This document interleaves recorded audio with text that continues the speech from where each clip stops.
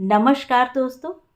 खूबसूरत कहानियों की श्रृंखला में आज सुनिए लोकप्रिय लेखिका प्रतिभा सक्सेना जी की कहानी बखत की बात। तो आइए सुनते हैं कहानी। जैसे ही मैंने रमेश को आवाज़ लगाई, अम्मा जी ने आकर टोक दिया, देखो बहू, रमेश को रमेश ना कहा करो। क्यों अम्मा जी? इतना तो खुद समझना चाहिए। रमेश तुम्हारे छोटे जेठ का नाम हैगा, मुंह से कैसे निकल जाता है तुम्हारे? मैं एकदम से सकपका गई, पूछ बैठी, फिर क्या कहकर आवाज दूं उसे? गणेश कहा करो। मेरी बड़ी इच्छा हुई जोर से हंसूं, लेकिन खूब सिर झुकाकर बोली, अच्छा, बड़ी मुश्किल है। देवताओं का तो हमारे यहाँ पूरा जमघट है। ससुर जी हैं कृष्णचंद्र, तैया ससुर रामकिशन, चचिया ससुर शिवशंकर, फूफा जी विशन स्वरूप, और रही सही कसर पूरी कर दी जेठों और नंदोइयों ने। आखिर कौन कौन से नाम निकाल दूं अपनी जीभ से? मुंह से निकला, हे भगवान, फिर मैं क्या किसी देवता का नाम न लूं? बहू देखो, भगवान भगवान मत करो। भगवान हमारे बड़े भैया का नाम हैगा, तुम्हारे ममिया ससुर, और देवता दीन है तुम्हारे मौसा ससुर, हमारे मझले जीजा। इतना मान तो हमारे मैके वालों का होना ही चाहिए। हाय अल्लाह, अब नहीं कहूंगी अम्मा जी। तुम हिंदुवन के घर की बहू हो, ये अल्लाह अल्लाह काहे करती हो? अरे ठीक से बोलो, नहीं कोई समझेगा मुसलमानी ब्याह लाए हैंगे। वैसे तो मेरी ससुराल वाले बड़े उदार हैं, पर्दा तो नहीं के बराबर है, और बहू नौकरी कर ले तो भी कोई आपत्ति नहीं। अम्मा जी जरा पुराने ढर्रेपन हैं, पुराने कायदे पसंद हैं उन्हें। क्या किया जाए, उनका भी मन रखना है। पर अभी 1 ही साल तो हुआ है शादी को। इस घर में तो और भी कम दिन। आदतें बदलते बदलते ही तो बदलेंगी। यह जो रागनी है मेरी ननंद, मेरी आदतों से वाकिफ है। शादी के पहले से पहचान है। 4 साल साथ साथ पढ़ी हैं। हम दोनों की खूब घुटती थी। ऐसे मौक़ों को वही संभाले रखती है। साल 1.5 साल में वह भी चली जाएगी। शादी तय हो गई है। लड़का विदेश गया है। दोनों की चिट्ठी पत्री चलती है, पर इसका पता सिर्फ मुझी को है। ससुर जी बड़े रोशन ख्याल हैं। पढ़ी लिखी बहू को देख देख सिहाते हैं। कहते हैं, इतना पढ़ा लिखा है उसने, घर में पड़े पड़े उबेगी। उसकी इच्छा है तो करने दो नौकरी। खुद इंटरव्यू दिलाने ले गए थे। लौट कर बोले, देखना, हमारी बहू बड़े बड़ों के कान काटेगी। अम्मा जी कुछ बोली नहीं, मुंह बिचकाकर कमरे में चली गई थी।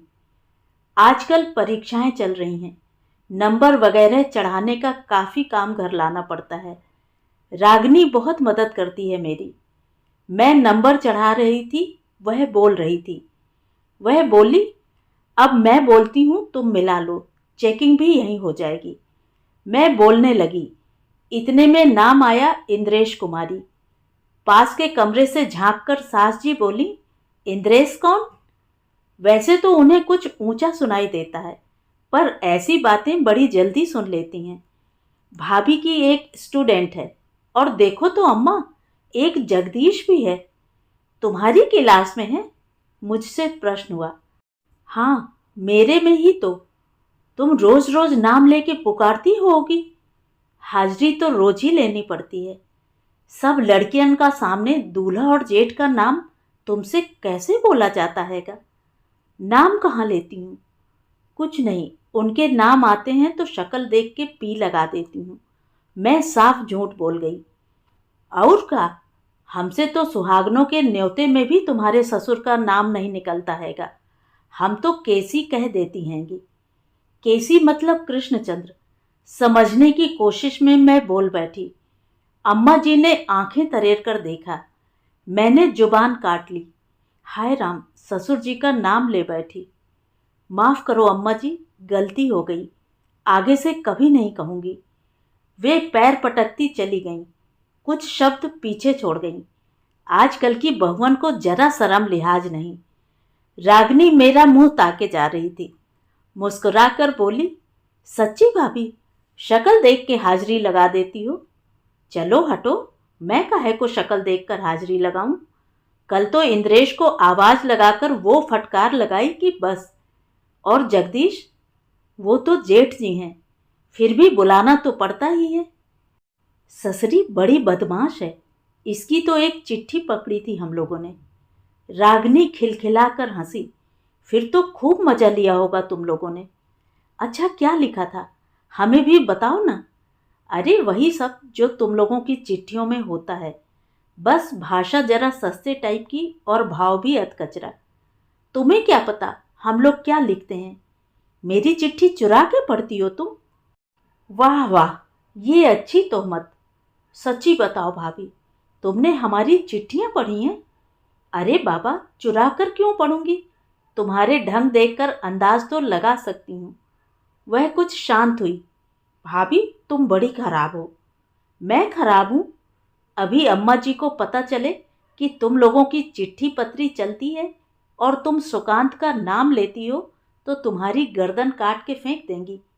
कहीं न काट के फेंक देंगी। अपनी बिटिया की तो सब बातें दबा दी जाती हैं। वो सब तो तुम्हें सुनाने के लिए है। हो समझदार। फोटो वाली बात याद है ना? अच्छी तरह। मेरे कमरे में जो इनके साथ वाला मेरा साइड पोज का फोटो फ्रेम में लगा रखा है, अम्मा जी उसे उठाकर देखने लगी एक दिन। घुमा फिराकर ध्यान से देखती रहीं।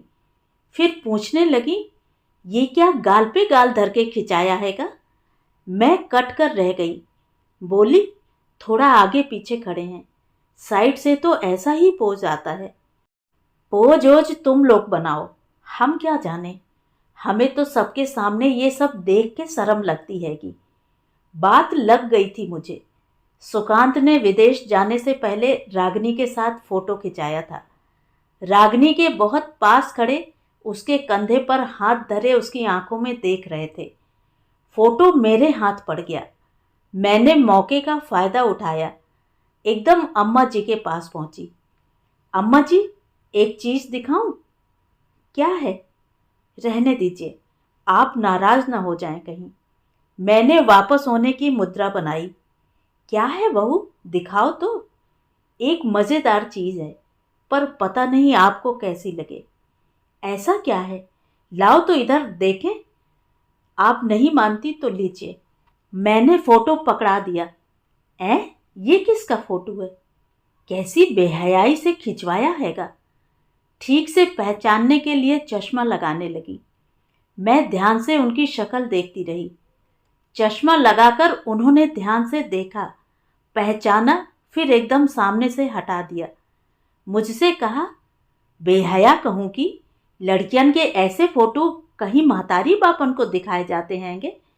अरे दूल्हा ने कहा होगा खिंचाओ, क्या करती बेचारी। मैंने रागनी से कहा, हाँ, तुम्हें तो उनने बिना शादी के दूल्हा दुल्हन बना रखा है। डोंट करो परवाह भाभी, अम्माओं की यह वीकनेस जग विदित है।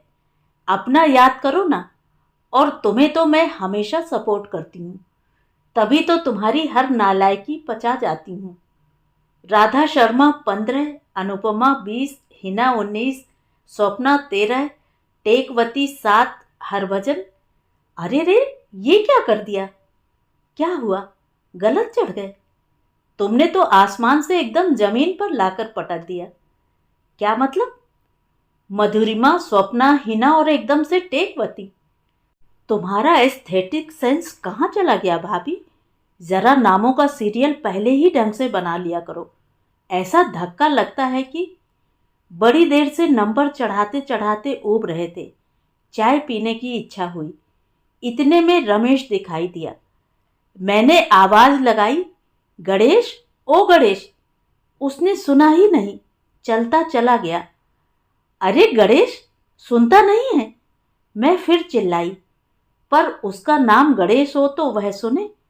हार कर अम्मा जी की शरण ली। अम्मा जी, चाहे जितनी आवाज दो, ये गणेश सुनता नहीं है। क्यों रे, बहू ने आवाज दी, तू बोला क्यों नहीं? हमका नाही बुलावा रहे, ई तो गणेश का घोरावत रही। तो तू बोला क्यों नहीं? हमार नाम रमेश है। नहीं, तेरा नाम गणेश हैगा।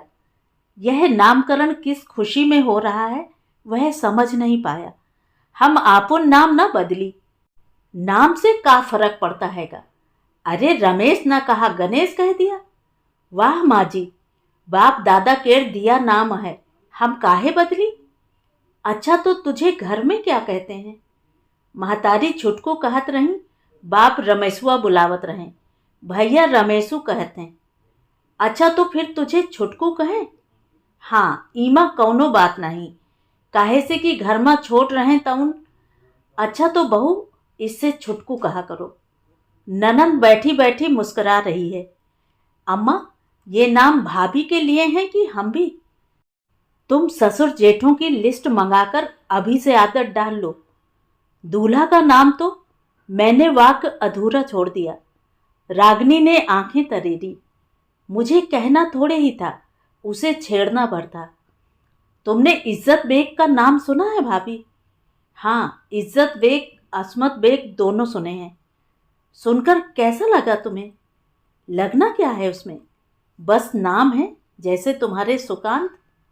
चुप करो भाभी, सुकांत को क्यों घसीटती हो? इन दोनों नामों की बात कर रही हूँ। तुम्हें कैसे लगते हैं ये? मतलब बोलो अपना। इज्जत सुनकर लगता है जैसे किसी ने अपनी इज्जत उठाकर बैग में रख दी हो और चल दिया हो।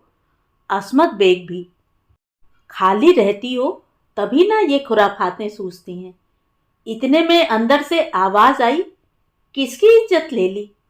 हम दोनों सक पकाकर एक दूसरी का मुंह देखने लगीं।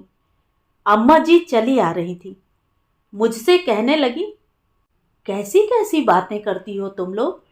रागनी, तुम तो थोड़ी शर्म करो। और हाँ बहू, परसों शाम को तुम माल रोड के ठेले पे गोलगप्पे खा रही थी। मैंने खोज भरी निगाह रागनी के चेहरे पर डाली। मैं और चाट? किसने कहा अम्मा जी? वो मिश्राइन चाची स्टेशन से लौट रही थी, कह रही थी, हमें तो विश्वास नहीं हुआ, इतनी कायदे वाली बहू नन्हा सा ब्लाउज पहने अधनंग पीठ किए पत्ते चाटती है कि। हमने कहा, हमारी बहू तो स्कूल के प्रोग्राम में गई है कि, वो कहाँ से जाएगी? तो बोली, नहीं, वही पीली जरी के बूटों वाली साड़ी पहने थी। परसों के प्रोग्राम में तो भाभी ने बैगनी साड़ी पहनी थी। पीली साड़ी तो कब से मेरे पास पड़ी है अम्मा। ये तुम्हारी पड़ोसने भी घर में आग लगाने वाली हैं, झूठी लगाई बुझाई करती रहती हैं। अरे अब समझी, मैं भी शुरू हो गई। मेरी वो सहेली थी ना रमा, मुझसे बहुत शक्ल मिलती है। सब कहते हैं मेरी साड़ी देख के उसने भी वैसी ही खरीदी थी। दूर से तो लोगों को अक्सर ही धोखा हो जाता है। वो तुम्हारी सहेली कैसी है? पूछिए मत अम्मा जी, बड़ी बेशरम है, सारी पीठ खोले घूमती है, अब तो बाल भी कटा लिए हैं। कहते कहते मेरे हाथ अपने कटे बालों पर चले गए, जिन्हें अब तक अम्मा जी से छिपाए थी। पीठ पर पल्ला खींचती मैं हड़बड़ाकर वहां से हट गई। रागनी मेरे पीछे पीछे चली आई। क्यों, ये बाल कटाने की बात क्यों कही तुमने? घबराहट में एकदम से मुंह से निकल गया, रागनी, ये सब तुम्हारी वजह से हुआ। तुम तो उन्हें दिखाई नहीं दी, मैं पकड़ गई, और बाल भी तुम्ही ने जिद करके कटवाए। वाह, कितनी अच्छी लगती हो भाभी, जरा भैया के दिल से पूछो, और हमने तो तुमसे भी छोटे कराए हैं। अगर अम्मा कहें तो कह देना। दूल्हा ने कहा, कटाओ, मैं मना नहीं कर पाई, बेचारी। अम्मा जी, वो जो मेरी सहेली है ना रमा, जो मेरे जैसी लगती है, कहती तो रहती हो हमेशा, कभी घर पे नहीं लाई बहू। उस बेहया को घर पर लाकर क्या करूं? अपने पति का तो नाम लेकर पुकारती है। लव मैरिज की है, आपको अच्छी नहीं लगेगी। शादी के पहले भी कॉलेज में मिलने आता था, लड़कियन के स्कूल में, अपनी बहन को बुलाने के बहाने से जाता था। किसकी बात कर रही हो? उसी रमा की, बड़ी बेशरम है, मैं तो उसका साथ ही छोड़े दे रही हूँ। मुझे लगा अम्मा हल्के से मुस्कुराईं। बखत बखत की बात है, ना देखो तब तक लगता है अब घर घर यही हाल है। मैं चौंकी। क्या हाल अम्मा जी? अरे कुछ नहीं बहू, तुम उसे कहती हो, वो तुम्हें कहती होएगी। इंद्रेश भी तो जाते थे रागिनी को बुलाने। तुम दोनों का सहेलापा था। अब क्या उसे कहें, क्या तुम्हें? अम्मा जी मेरी ओर देखकर मुस्कुरा रही थी। मेरे बोलने को बचा ही क्या था। तो ये थी कहानी। कहानी आपको कैसी लगी कमेंट करके ज़रूर बताएं। और अगर मेरे द्वारा सुनाई हुई कहानियाँ आपको अच्छी लगती हैं और आप मेरे चैनल पर पहली बार आए हैं तो चैनल को सब्सक्राइब ज़रूर करें, लाइक करें और अपने दोस्तों और परिचितों में शेयर भी करें। बेल आइकन दबाना बिल्कुल भी ना भूलें। धन्यवाद।